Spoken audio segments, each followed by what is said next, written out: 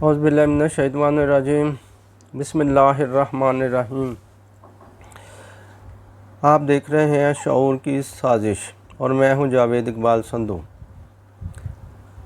आज हम दो टॉपिक डिस्कस करेंगे। एक का तो ताल्लुक़ है ख़ारजा पॉलिसी के साथ, पाकिस्तान की ख़ारजा पॉलिसी के साथ। दूसरा पाकिस्तान के अंदर जो इस वक्त अंदरूनी तौर पे जो खलफशार क्यास जो एक डेवलप हो रहा है इसके ऊपर, और जो साजिश का जो बयानिया ज़बरदस्ती लोगों में फैलाया जा रहा है वो उसके ऊपर थोड़ा डिस्कस करेंगे। इसकी बैकग्राउंड देखेंगे कि ये किस तरह से क्यों इसको ज़रूरत पड़ी पीटीआई की पिछली जो गवर्नमेंट को इस बयानियों को ऊपर आने की, ये भी हम डिस्कस करेंगे। तो पहले देख लेते हैं ख़ारजा पॉलिसी। तो कल पाकिस्तान के 38वें वज़ीर ख़ारजा बिलावल भुट्टो साहब ने अपने ओहदे का हलफ उठाया। बड़े खुशकिस्मत हैं कि उस वक़्त उन्होंने एज ए फॉरेन मिनिस्टर जो है वो हलफ उठाया, जबकि हमारे जो अदारे हैं, जो इंस्टीट्यूशन हैं, उन्होंने न्यूट्रलिटी की तरफ जो गए हैं वो उन्होंने यानी कि सियासत से बिल्कुल अपने आप को अलहदा कर लिया। तो ये मेरे ख़्याल में सबसे बेहतरीन मौका जो बिलावल साहब को मिला है कि वो अब बड़े आज़ादाना तरीके से ये खेल सकते हैं ख़ारजा पॉलिसी को। लेकिन इस वक्त जो उनके सामने चैलेंज है, जो पीटीआई की जो गवर्नमेंट है, जो हमें वो ख़ारजा पॉलिसी जो हमें मिली है वो बिल्कुल ही नाकाम तरीन ख़ारजा पॉलिसी थी, जिससे कि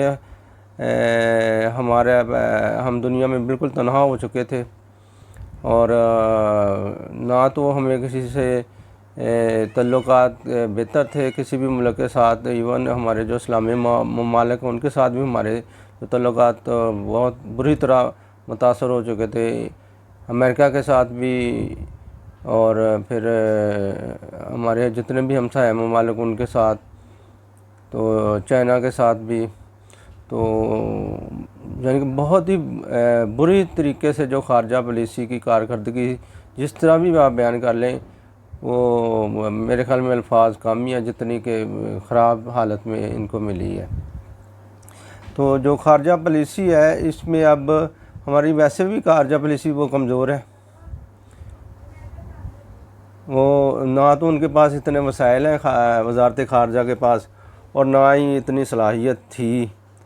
तो अब माशाल्लाह बिलावल साहब काफ़ी एजुकेटेड हैं, ऑक्सफोर्ड के पढ़े हुए हैं, एक्सपीरियंस भी है। अपने नाना का थोड़ा उनके डीएनए में थोड़े से जरासीम वो भी होंगे, क्योंकि वो भी उन्होंने भी आगाज़ जो है वज़ारत ख़ारजा से ही किया था। तो ये सारी चीज़ें मिलके फिर उनको थोड़ा मुस्तहकम करेंगी, और लेकिन उन्हें मेहनत बहुत करनी पड़ेगी। जिस तरह की मैंने पहले भी आपको बताया, जिस तरह की इस वक्त हम ख़ारजा पॉलिसी को नए सिरे से तामीर करना पड़ेगा हमें। ये आप सादा लफ्ज़ों में कह लें कि बिल्कुल ज़ीरो से स्टार्ट लेना पड़ेगा ख़ारजा पॉलिसी के ऊपर। तो ये उनको मेहनत करनी पड़ेगी इसके ऊपर। तो अल्लाह उनको जो है सलाहियत दे और उनकी मदद करे, हम सब की मदद करें, क्योंकि हम सब के लिए ये मुल्क बहुत अहमियत का हामिल है कि हम एक आज़ाद मुल्क में है, इस्लामी मुल्क में है। तो अल्लाह ताला हमारी मदद करे।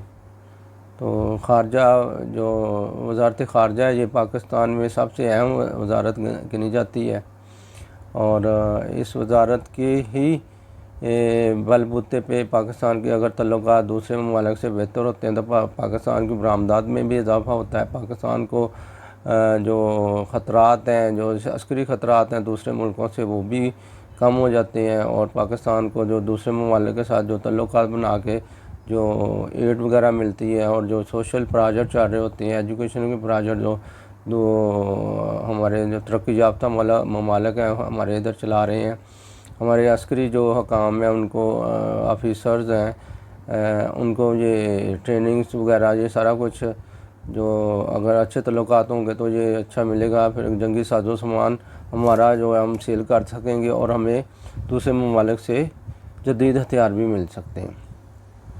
और दूसरा, अकेला तो मतलब कोई भी नहीं आजकल के दौर में रह सकता। कभी कोई मसले कोई ना कोई रहते हैं तो ये मिलकर ही फिर सारे हल होते हैं। तो इन्हीं पे ही फोकस होता है हर एक का। तो सबसे पहले हम देख लेते हैं कि हमारी जो ख़ारजा पॉलिसी है पाकिस्तान की, उसको हम थोड़ा देख के ही मैं आपको पढ़ के सुना देता हूँ। बड़ी अहम है, इसके मुताबिक ही फिर हम चलेंगे और इसको डिस्कस भी करेंगे। तो ये जो ख़ारजा पॉलिसी है मैं इसको बयान कर रहा हूँ। हम पुरअमन तौर पर रहना चाहते हैं, ये हमारी ख़ारजा पॉलिसी जो मैं पढ़ रहा हूँ। हम पुरअमन तौर पर रहना चाहते हैं और अपने करीबी पड़ोसी ममालिक और पूरी दुनिया के साथ खुशगवार और दोस्ताना तल्लुकात कायम रखना चाहते हैं। हमारे पास किसी के ख़िलाफ़ जारहाना डिज़ाइन नहीं है। हम अक़वाम मुत्तहिदा के चार्टर के साथ खड़े हैं और खुशी खुशी दुनिया के अमन और खुशहाली के लिए अपना किरदार अदा करेंगे। ये है हमारी जो ख़ारजा पॉलिसी, जो कि हमारे फ़ॉरेन ऑफिस में भी ये लगी हुई है। तो लफ्ज़ व लफ्ज़ मैंने आपको उसी तरह ही बयान कर दिया। तो ये इसके ऊपर हमने तो थोड़ा डिस्कस कर लिया है। तो अब जैसे कि मैं पहले भी आपको बता चुका हूँ कि हमें नए सिरे से ये बिलावल साहब को तामीर करना पड़ेगा, हमारी रियासत की ख़ारजा पॉलिसी को।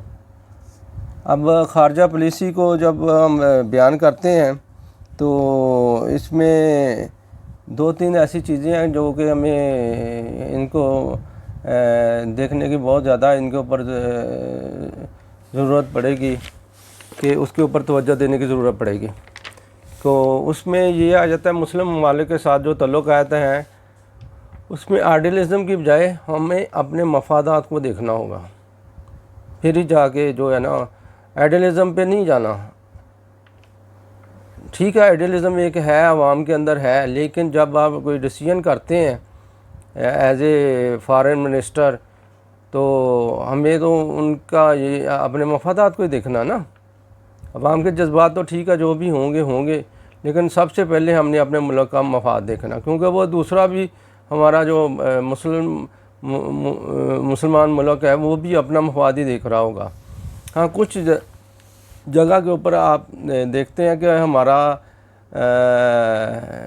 बिल्कुल मुश्तरका एक आ जाता है मफाद तमाम इस्लामी ममालिक का, कि हमारे मज़हब के ऊपर अगर कोई हम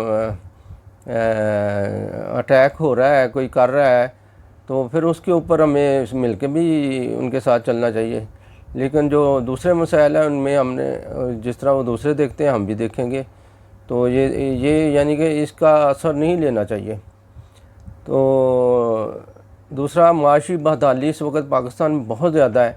इसको दूर करने के लिए सी पैक की तरह बड़े बड़े प्रोजेक्ट हैं, इनको देखना होगा ताकि बेरोज़गारी जो है ना वो ख़त्म हो और पाकिस्तान में जो पैसे का जो रेल पेल हो और पाकिस्तान खुशहाल हो और पाकिस्तान की बरामदात बढ़ें और पाकिस्तान में जो है वो रोज़गार के लोगों के लिए बहुत ज़्यादा मौके पैदा हों। और उसके बाद पड़ोसी ममालिक के साथ हमें तल्लुकात बेहतर बनाने की ज़रूरत है। उसके अलावा फिर अस्करी ख़तरात जो हैं दूसरे मुल्कों की तरफ से जो आते हैं उनको भी कम करने की ज़रूरत है। जब आप माशी तौर पे कमज़ोर हों तो फिर आपको यही एक पॉलिसी अपनानी होती है कि अपने आप को जंगों से बचाने के लिए दूसरे ममालिक के साथ जो है ना वो अस्करी जो ख़तरात हैं उनको एक लेवल तक रखना, ताकि आपको जंग की तरफ जाने से बचा जाए। जंग उसी सूरत में अगर आप माशी तौर पे मजबूत हैं फिर ही आप किसी के साथ जंग कर सकते हैं। तो ये चंद जो चीज़ें हैं जिनका कि हमारे नए फॉरेन मिनिस्टर को सामना करना पड़ेगा, तो ये बहुत ज़्यादा ज़रूरी है।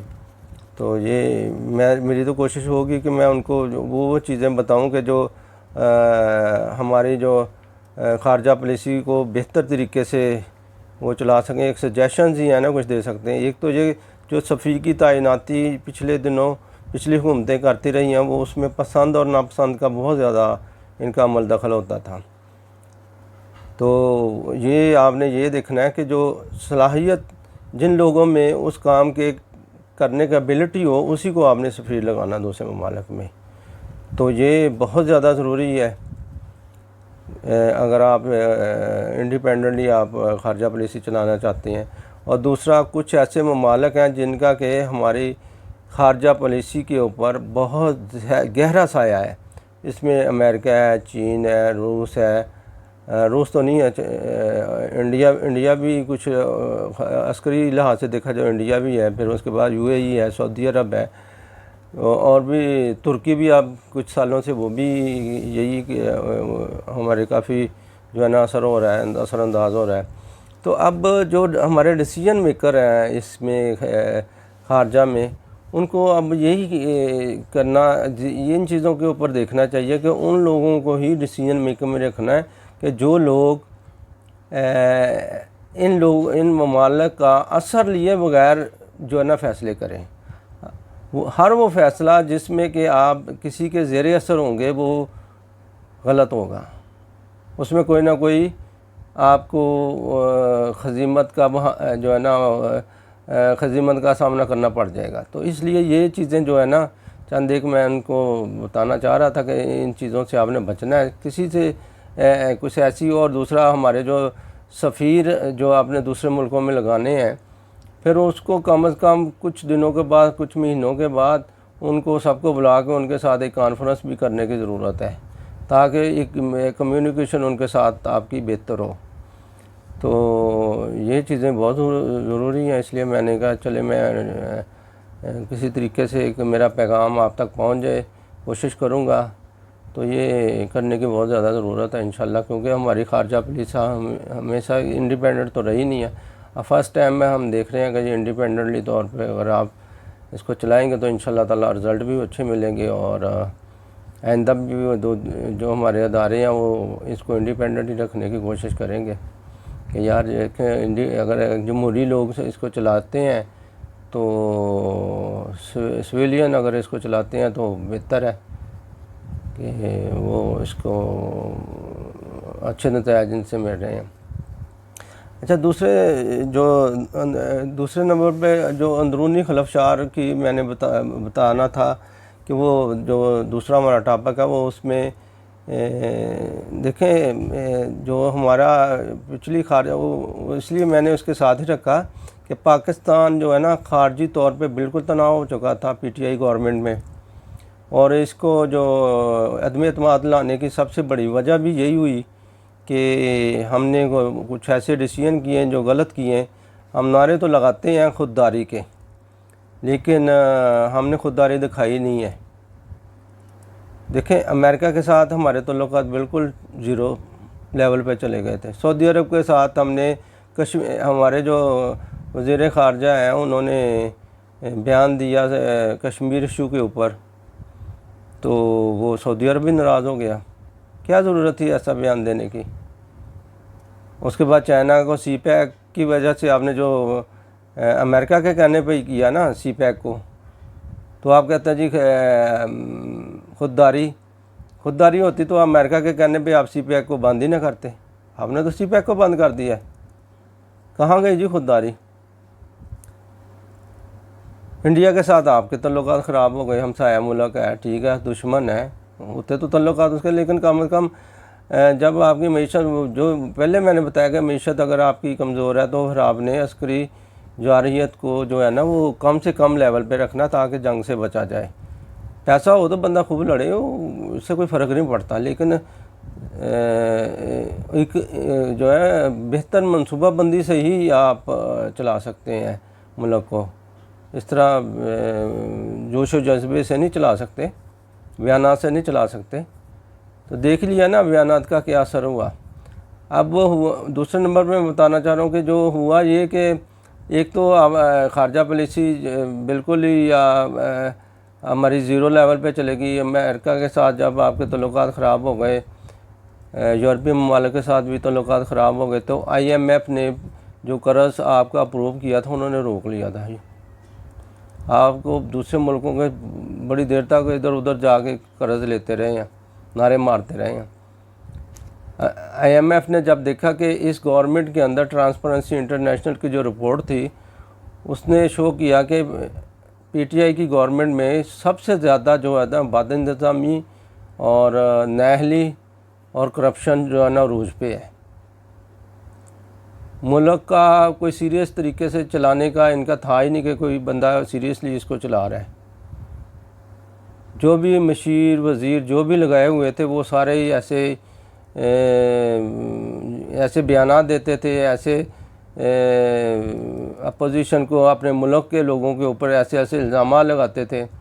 एक ऐसा माहौल बनाया हुआ था कि पाकिस्तान पता नहीं माफियाज़ के जो है ना वो अमवाज गए, अपने मुल्क को ही बदनाम कर रहे थे, झूठे मुकदमे बना बना के, और उनसे साबित कुछ भी नहीं हुआ। बगैर सोचे समझे इन्होंने जितने भी मुकदमे अपोजिशन पे बनाए, राना सनाउल्लाह पे मंशियात का मुकदमा बना दिया। और जब प्रेशर पड़ा बाहर के जो फॉरेन कंट्रीज से कि यार तुम्हारा तो एक पार्लियामेंटेरियन जो है वो वही अपना मंशियात में मुलव्वस निकला है, तो जब ये होश आई तो फिर फ़ौरन जो है वो वापस हुए और सारा झूठा मुकदमा था। फिर दूसरे लोगों को उठा उठा के जेलों में डाल दिया, नून लीग के खाकान को, ख्वाजा को और अपना ख्वाजा साद रफ़ीक को, ये सबको आपने जेलों में डाल दिया। नवाज शरीफ को, उसकी बेटी को, बेटियों तक जरदारी को, उसकी बहन को, यानी कि औरतों तक को नहीं छोड़ा आपने। और माहौल ऐसा बना दिया कि पता नहीं पाकिस्तान कोई बहुत ज़्यादा जो है ना वो जराइम पेशा लोगों से भरा पड़ा है। अपोजिशन को गद्दारी के इल्ज़ाम लगाने शुरू कर दिए, तो वो फिर खारजा पॉलिसी पे इन चीज़ों का असर होता है ना। अजीब ड्रामा से आपने मुल्क को बना दिया था। खैर चलें ठीक है, अब अभी समझ जाएँ, अब आप अपोजिशन में आए हैं, लेकिन ये अंदरूनी खलफशार, इसलिए मैं डिस्कस करना चाह रहा था कि आपने जो ये शुरू कर दी हैं चीज़ें, कोई या इनके साथ गद्दारियाँ शुरू कर दी हैं। पंजाब गवर्नमेंट के जो बिल्कुल ही आईनी एक बहरान पैदा कर दिया है, तो ये चीज़ें ज़्यादा देर चलने वाली नहीं हैं। लेकिन मैं आवाम सारा कुछ अब समझते हैं। ये एक सीधी सी मैं आपको बात बता दूं, जो आप कह रहे हैं ना आपके ख़िलाफ़ साजिश हुई है, साजिश कुछ नहीं हुई। साजिश कहने से देखें, अवाम बहुत समझदार है। अवाम जो है ना वो इन चीज़ों को समझते हैं, वो आपकी इन बातों में बिल्कुल नहीं आने वाले। आप समझते हैं ना कि ये लोग अवाम आपकी बातों में आएंगे, तो ये गलत है। अवाम के लिए जो है ना इन चीज़ों पे बिलीव करना बहुत मुश्किल है। जो आप कह रहे हैं ना, ठीक है, आपके कुछ टाइगर होंगे जो कर रहे हैं सोशल मीडिया पे, वो इस तरह कैंपेन चला रहे हैं, आप समझते हैं आप बड़े मकबूल हैं। तो ये जो है ना आपके सोशल मीडिया के लोग, जिस तरह आपके मशीरों ने आपको गलत मशवरे दे के फंसा दिया, आईनी बहरान में फंसा दिया, अब हो सकता है आर्टिकल 6 ही लगे आपके ऊपर, जिस तरह की गवर्नमेंट आजकल कर रही है, देख रहे हैं वो। तो इस तरह ये आपकी सोशल मीडिया टीम आपको बहुत बड़ा जिन साबित कर रही है, हालांकि है नहीं आपके पास। हम तो मोहल्लों में फिरने वाले हैं, हमें तो पता है ना आपकी सपोर्ट कितनी क्या अवाम में, कोई नहीं है। क्योंकि जो अगर आप देखें कि आपके जो वोट ऑफ नो कॉन्फिडेंस के ज़रिए आपकी गवर्नमेंट को अलहदा किया है, आपको अलहदा किया है, तो इसमें कोई साजिश नहीं है। ये मैं जो पार्लियामेंट्री डायनामिक्स को जो लोग समझते हैं ना, उनके लिए जो है ना वो अच्छे तरीके से जानते हैं कि आपके साथ हुआ क्या है। हुआ ये है कि जब इलेक्शन के बाद आपके पास जो सीटें आई थी वो आई थी 155। 155 के साथ तो आप गवर्नमेंट बना ही नहीं सकते थे। सिंपल, यानी कि एक सिंपल मेजॉरिटी भी आप नहीं ले सके। तो गवर्नमेंट तो आपकी बांध नहीं रही थी। फिर क्या किया आपने, फिर आपने इत्तेहादी साथ मिलाए। जो इत्तेहादी साथ मिलाए उनमें मैं आपको बता देता हूँ, आपकी सीटें थी 155। आपने उसमें BAP के 5 अरकान को साथ मिलाया। उसके बाद QLE के 5, GDA के 3 लोग थे, MQM के 7 थे, इंडिपेंडेंट 2 थे, अवामी मुस्लिम लीग का 1 था, ये JWP का 1 बंदा था, और टोटल मिला के आपके 179 सिंपल मेजॉरिटी आपकी बन गई। ठीक है। अब दूसरी तरफ देखें तो अपोजिशन के पास कितने वोट थे जी जब इलेक्शन हुआ? 162 अपोजिशन के पास वोट थे, यानी कि 10 वोटों का सिर्फ फ़र्क था। अगर वो अपोजिशन उनमें से किसी को QLE को या उनको अच्छे ओहदे दे के अपना MQM को अपने साथ मिला लेती तो वो गवर्नमेंट उनकी हो जानी थी। उनके 172 दो पार्टियों को मिला लेती तो वो वोट तो उनके पास चले गए थे, लेकिन उन्होंने ऐसा नहीं किया। उसमें यह था कि नवाज शरीफ ने उनको आर्डर किए थे, हालांकि सब ने उनको कहा जी हम अपनी गवर्नमेंट बना सकते हैं। शहबाज शरीफ को आपने सुना भी होगा, उन्होंने काबीना भी तश्कील दे दी थी, सारे मिल गए थे आपस में, गवर्नमेंट बनाना चाह रहे थे। शहबाज शरीफ को क्या भी दिया गया था कि आप प्राइम मिनिस्टर हैं, आपने काबीना बना लो। उन्होंने काबीना के ऊपर नाम फाइनल भी कर लिए थे, लेकिन ऐन वक्त पे जब नवाज शरीफ, क्योंकि वो उसूली बंदा है, पहले भी आपको KPK में आपने अपने दौर में 2013 के इलेक्शन के बाद गवर्नमेंट दी थी। हालांकि मौलाना फजल रहमान उस वक्त भी कह रहे थे कि ना दो इसको गवर्नमेंट, तो वो भी आपसे एक नेकी हो गई मौलाना नवाज शरीफ ने जो की। हालांकि अगर मौलाना की बात मानते तो इतना मसला ही ना होता जितने आपने बाद में खड़े किए, लेकिन उन्होंने उसूली सियासत पे गए, उसूलों पे चले गए। नवाज शरीफ साहब बहुत उसूली आदमी थे, तो वो फिर उन्होंने कहा कि नहीं, जिनकी मेजॉरिटी है उनको गवर्नमेंट बनाने दो। उन्होंने उस वक्त जो है ना 2018 में ही रोक दिया, इनको नहीं उन्होंने बनाने दी। हालांकि सिंपली बन रही थी, सारा कुछ इस्टेब्लिशमेंट से भी सारा कुछ फ़ाइनल हो चुका था, वज़ीर भी फ़ाइनल हो गए थे। खैर चलो, उन्होंने जो 10 शार्ट वोट थे वो उन्होंने कहा नहीं जी, मैं ये हमने नहीं ख़रीदने नहीं है, हमने इनके साथ जो है ना, ख़रीदने से मुराद यही है कि अगर आप उनको मिला के अच्छे ओहदे दे देते, यही होता है। अच्छा, अपोजिशन के बाद जो 162 वोट थे उसमें PMLN के 84 थे, पीपल पार्टी के 56 थे, MM के 15 थे, BNP मैंगल के 4 थे, इंडिपेंडेंट 2 थे, ANP का 1, तो ये हो गए 162। तो कितनी 10 सीटें जो है ना शॉर्ट थी। तो ये 10 सीटें जो शॉर्ट होने के ऊपर बहुत देर तक जरदारी ने, मौलाना ने नवाज शरीफ को उसके बाद साल बाद भी मनाया कि जी आप करें। उन्होंने कहा नहीं यार, इसको 5 साल पूरे करने दो। यानी कि 2 साल जब इसकी गवर्नमेंट हो गए, फिर जब 3 साल हो गए, फिर ये गए उनके पास कि यार कर लो। उन्होंने कहा नहीं यार, इसको पूरा करने दो टाइम। उसने बिल्कुल ही जो है ना, नवाज शरीफ ने कहा जी ये 5 साल पूरे करने दो, फिर ही जाके बेहतर होगा।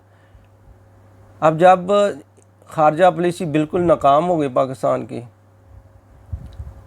माशी तौर पे पाकिस्तान बिल्कुल ज़ीरो, हमारे जो ज़र मुबादला के ज़खायर हैं वो 11.2 पे आ गए। वो भी वो हैं 11.2 मिलियन जो कि पार्किंग में थे, जो पार्क किए हुए दोस्त ममालिक के पैसे हैं जिनको हम इस्तेमाल नहीं कर सकते। इसमें सऊदी अरब के $3 बिलियन हैं, कतर के 500 मिलियन, सऊदी अरब में $3 बिलियन हैं, कतर के $500 मिलियन हैं, चाइना के 2.75 मिलियन हैं, UAE के हैं $2 मिलियन। इस तरह मिला के टोटल 11.2 बिलियन डॉलर जो है ना, वो हमारे पास ज़र मुबादला के ज़खायर रह गए थे, जो को हम इस्तेमाल ही नहीं कर सकते थे। तो ये ख़तरा पैदा हो गया था कि पाकिस्तान डिफ़ॉल्ट की 1 या 2 महीने के अंदर डिफ़ॉल्ट की तरफ जा रहा था।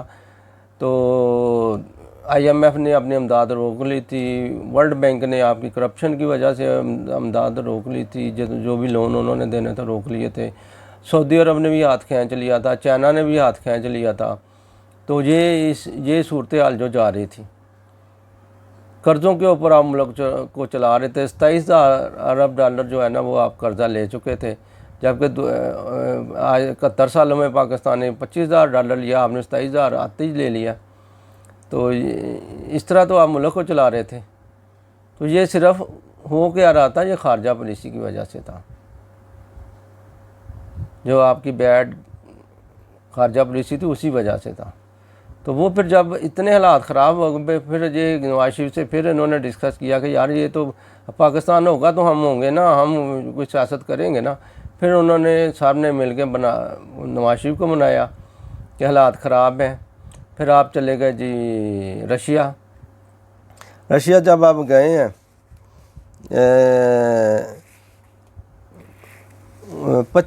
25 फरवरी को आप गए हैं रशिया।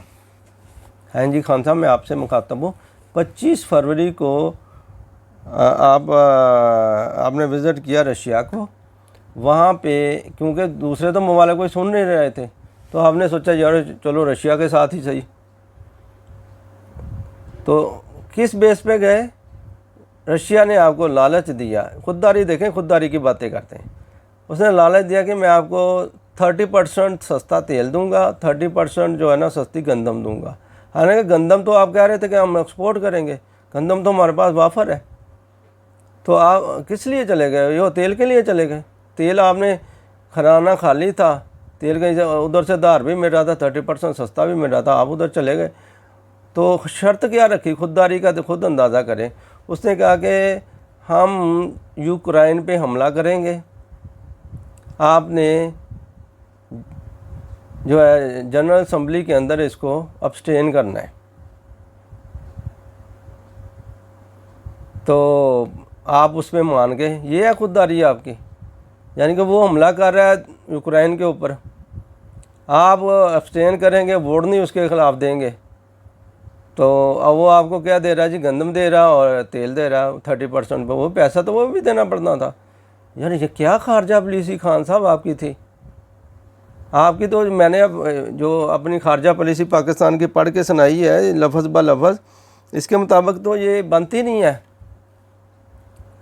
ये खारजा पॉलिसी के मुताबिक, ये इस डेफिनेशन के मुताबिक जो कि वहाँ पे लगी हुई है अपने फॉरेन ऑफिस में, उसके मुताबिक तो है ही नहीं कि आप जाके उनसे ये सौदा करें कि जी आप उन पर हमला करें, हम अब्सटेन करेंगे, वोट नहीं देंगे और जो है आप हमें गंदम और आयल दें।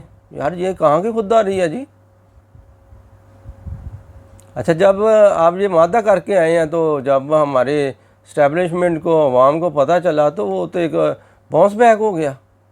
उधर से अमेरिका भी, इस पूरी दुनिया ख़िलाफ़ हो गई। पहले ख़िलाफ़ थी, सऊदी अरब भी ख़िलाफ़ हो गए, सारे ख़िलाफ़ हो गए। तो ये क्या हो गया? जब बाउंस बैक हुआ तो वो फिर अपोजिशन को भी फिर देखना पड़ा। वो यार ये तो इसने ब्लंडर कर दिया बहुत बड़ा। उस वक्त फिर नवाज शरीफ ने फैसला किया, हाँ यार ये तो ब्लंडर पर ब्लंडर हो रहे हैं, हम तो दुनिया में बिल्कुल तनाव रह गए हैं। तो उन्होंने फिर उस वक़्त इसको ओके किया कि ठीक है यार आप वोट ऑफ नो कॉन्फिडेंस कर लो। फिर मौलाना फजल रहमान ने फिर 11 फरवरी को ऐलान किया कि हमारे पास सीटें कंप्लीट हो चुकी हैं, इत्तेहादी जितने भी हमारे साथ मिल चुके हैं, और हम जो है ना वोट ऑफ नो कॉन्फिडेंस करेंगे। फिर वोट ऑफ नो कॉन्फिडेंस की, तो अपना उसमें फिर आपके जो स्पीकर साहब हैं और आपने सदर साहब ने मिलके क्या किया? आपने उसको डिसमिस कर दिया। स्पीकर ने गैर आईनी एक काम किया, उन्होंने जो वोट ऑफ नो कॉन्फिडेंस था उसको, हालांकि उस दिन वोटिंग होनी थी। सियासत देखें, चालाकी देखें, साजिश ये थी, उसने जैसे ही उसको डिसमिस किया वोट ऑफ नो कॉन्फिडेंस को, आपने असम्बलियाँ तोड़ी, सदर ने उसको अप्रूव कर दिया, नए इंतखाबात का ऐलान कर दिया। वो गहराई नहीं था सारा कुछ। जब वोट ऑफ नो कॉन्फिडेंस हो तो उस वक़्त असम्बली नहीं तोड़ी जा सकती। वही हुआ। फिर अदालत ने उसके ख़िलाफ़ जो है ना वो 7 मार्च 2022 को सुप्रीम कोर्ट ऑफ पाकिस्तान के 5 जजेस ने मुश्तरका तौर पर कहा कि ये गैर आइनी है और स्पीकर की जो आर्डर है फॉर जो उसको गैर आइनी करार दिया।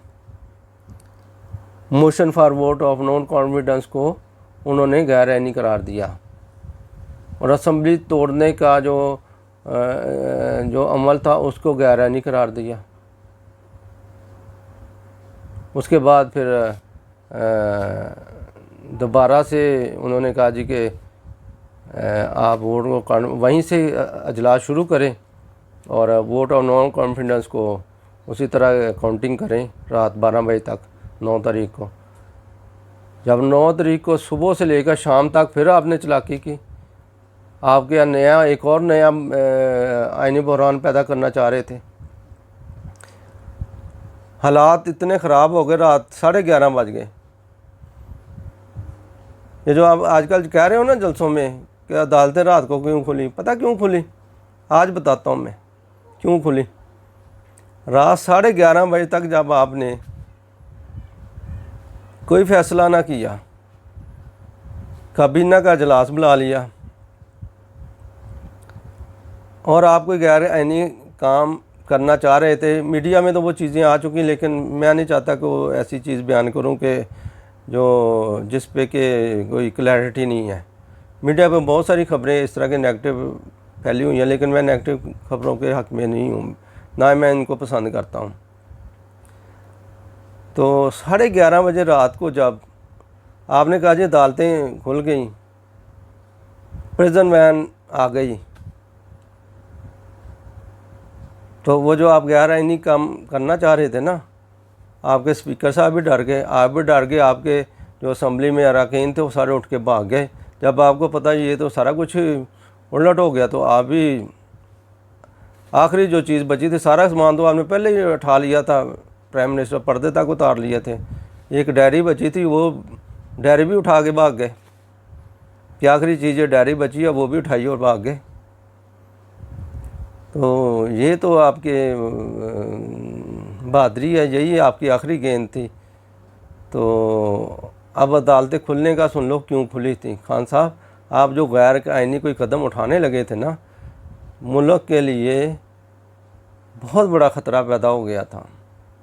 और मुल्क के लिए आप ये कह रहे हैं कि आपके लिए नहीं वो खुली थी अदालतें, वो इसलिए खुली थी कि आपके गैर आइनी इक़दाम की वजह से मुल्क में मार्शल लॉ ना लग जाए। अदालतें इसलिए खुली थी कि मार्शल लॉ को बचाने के लिए, क्योंकि उन्होंने अपने आर्डर में, अगर आप गौर से पढ़ें, आर्डर में क्या लिखा, आर्डर में यही लिखा था कि कोई भी अदारा मूव नहीं करेगा। हमारा ये आर्डर जो है ना, ये गवर्नमेंट मानेगी, लेकिन उसके बावजूद कोई अदारा जो है ना वो मूव नहीं करेगा, कोई हरकत नहीं करेगा, वो उसमें पढ़ लें। तो इसलिए वो अदालतें उन्होंने रात खोली थी कि कहीं पाकिस्तान में मार्शल लॉ ना लग जाए। वो आपके लिए नहीं खोली थी कि आपको गिरफ़्तार करना था, वो मार्शल लॉ आपने कह रहे हैं नहीं इक़दाम उठाना था, मार्शल लॉ लग जाना था। वो मार्शल लॉ को रोकने के लिए उन्होंने अदालतें खोली थी।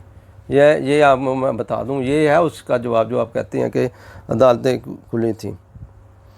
तो ये खान साहब, अब मेरे ख़्याल में बहुत कुछ हो गया और आप ये समझते हैं कि मैंने 3.5 पौने 4 साल जो गवर्नमेंट की है उसमें मैंने कोई कारकर्दगी तो शो नहीं की। अब कारकर्दगी आपकी है नहीं कोई, तो आपने एक लेटर निकाल के अपनी कारकर्दगी छुपाने की कोशिश की। लेटर से कारकर्दगी नहीं छुपेगी। लोगों को वो दिन याद है कि जब लोगों के पास इतनी आपने महंगाई कर दी, मुल्क इतने हालात ख़राब कर दिए कि लोगों को अपने घर की ज़रूरियात पूरी करने के लिए अपनी घर की चीज़ें तक बेचनी पड़ी। जो लोगों के पास जो माल जमा था वो भी बेचना पड़ा। जो लोगों के पास अपना जमा पूंजी जितनी थी वो बेच के बेचारे अपना गुजारा करते रहे हैं। वो लोग भूलने वाले थोड़ी हैं। आपका ख्याल है ये लेटर आपने शो कर दिया तो वो भूल जाएंगे? वैसे भी लोगों में शऊर आ चुका है, वो इन चीज़ों पे आने वाले नहीं हैं। वो उनको आपकी कारकर्दगी अब पता है 3.5 पौने 4 साल की। तो ये जो आपके सोशल मीडिया के लोग हैं ना, ये आपको मरवा देंगे। मैं तो मुखलसाना एक आपको मशवरा है कि इनके पीछे ना लगें। कोई सपोर्ट नहीं है आवाम की आपके साथ। जो चंद टाइगर ही हैं आपके साथ। जब गर्मी निकलेंगे ना सड़कों के ऊपर, देख लेना कितने के लोग होंगे, कोई इतने ज़्यादा नहीं होंगे। बेहतर यही है कि आप इसको अच्छे तरीके से असम्बली में वापस जाएं, वहाँ पे एहतजाज करें, जितना भी करना सड़कों के बजाय ना। ज़्यादा इफेक्टिव जो होगा ना आपका एहतजाज, वो असम्बली के अंदर होगा। अपोजिशन भी यही चाहती, गवर्नमेंट भी यही चाहती है कि आप अपोजिशन करें और असम्बली में आएँ, हम आपका जो है ना वो मुकाबला करेंगे। सड़कों के ऊपर मुकाबला करना ये तो कुछ भी नहीं है यार, ये तो फजूल है, कुछ भी नहीं, रिजल्ट तो कुछ भी नहीं निकलना। पहले तो कादरी साहब थे आपके साथ, उनके लोग थे, डेडिकेटेड लोग थे, इन चीज़ों में माहिर थे। फिर जो न्यूट्रल हो चुके हैं, ये भी इनका भी जो कंट्रीब्यूशन था। तो बंदों के लिहाज से तो नहीं था, लेकिन सपोर्ट तो थी ना। तो वो कादरी के लोग जो लड़ने वाले थे, उन्होंने सारा कुछ कर लिया। अब तो आपके पास जो है ना वो ऐसे लोग नहीं है कि जो लड़ सकें और आपके लिए कुछ कर सकें। इसलिए शराफत इसी में है कि आप चुप करके जो है ना वो असम्बली में जाएं और वहाँ पे अपना जो रह गया 1 साल यार, इसको मिलजुल के अपोजिशन के साथ, गवर्नमेंट के साथ जो है ना वो आप अपोजिशन करें और जो इलेक्शन जो होने हैं उसकी इस्लाहात जो कमेटी है उनके साथ मिलें और उनको ठीक करें। बकाया ये जो आप साजिश ये चीज़ें हैं ना, इनको छोड़ दें। कोई साजिश नहीं हुई, मैंने आपको बताया गया है। जो पार्लिमानी डायनामिक्स की जो फिगर्स हैं, इनके मुताबिक मैंने आपको साबित कर दिया है कि क्या था। तो बकाया हम आपके ख़िलाफ़ नहीं हैं, हम ये चाहते हैं कि आप जो भी किरदार करें पॉजिटिव किरदार करें। तो चाहे अपोजिशन में हो चाहे गवर्नमेंट में, सीखने का अमल है। देखिए आप बिलावल ने तो नहीं सोचा यार मैं दूसरों की गवर्नमेंट में जा रहा हूँ, मैं अब वज़ीर ख़ारजा बन रहा हूँ। लोगों ने बड़ा कुछ कहा उसको, लेकिन वो बन गया। वो सिर्फ ये कि उसके लिए एक सीखने का बेहतरीन मौका है। आपको भी नवाज शरीफ ने कहा था मैं आपको वज़ीर ख़ारजा बना देता हूँ, 2013 में कहा था कि आप वज़ीर ख़ारजा बन जाएँ। वो आपके लिए बेहतरीन मौका था, बन जाते, इंडिपेंडेंट करते। उस वक्त उन्होंने इंडिपेंडेंट ख़ारजा पॉलिसी चलाई थी, तो आप सीखते।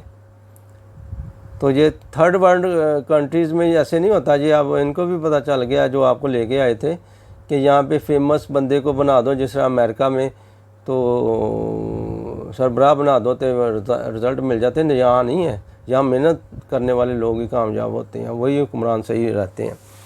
तो ये तजर्बा जो है ना, ये अगर आप उस वक्त वज़ीर ख़ारजा जिस तरह बिलावल बना है, आप भी बन जाते, कुछ सीखते, उसके बाद प्राइम मिनिस्टर बनते। फिर आपको पता तो होता ना कि मैंने वज़ीर ख़ारजा किसको लगा रहा हूँ, दाखिला किसको लगा रहा हूँ, ये परफॉर्मेंस है कि नहीं।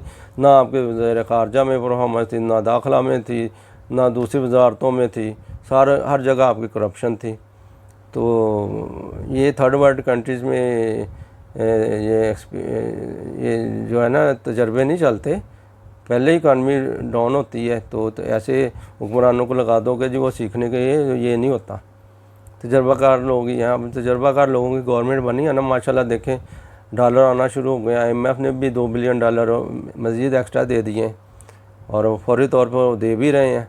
वर्ल्ड बैंक का 1.8 बिलियन जो रोके हुए थे वो भी दे दिए। एशियन डेवलपमेंट बैंक के जो पैसे हैं वो भी आ रहे हैं। तो ये जो तजर्बाकार लोग होते हैं ना, ये अब सऊदी अरब गए हैं शहबाज शरीफ साहब, तो इंशाल्लाह ताला वहाँ से भी मिलेगी इमदाद, चाइना से भी मिलेगी। तो इस तरह करके इंशाल्लाह डॉलरों की जो बारिश हो रही है पाकिस्तान पे, ये अपने तल्लुकात की खारजा पॉलिसी की ही बेहतरीन खारजा पॉलिसी की ही वजह से है।